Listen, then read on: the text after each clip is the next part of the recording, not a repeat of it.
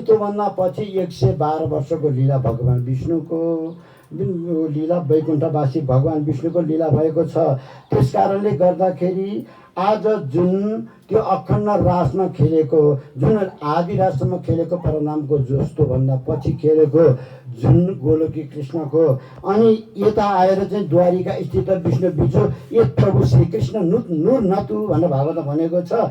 जुन त्योभन्दा पछाडि 11-12 वर्ष के 112 वर्षमा लीला गर्ने चाहिँ त्यो भगवान् विष्णुको लीला हो। त्यो चाहिँ श्रीकृष्ण नुर नतु, ती चाहिँ परनामको कृष्ण होइन है भनेर भागवत भनेको छ।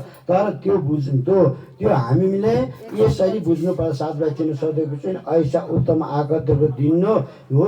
यही रासले हामीले प्रकट गरेर यी 3टा रासलाई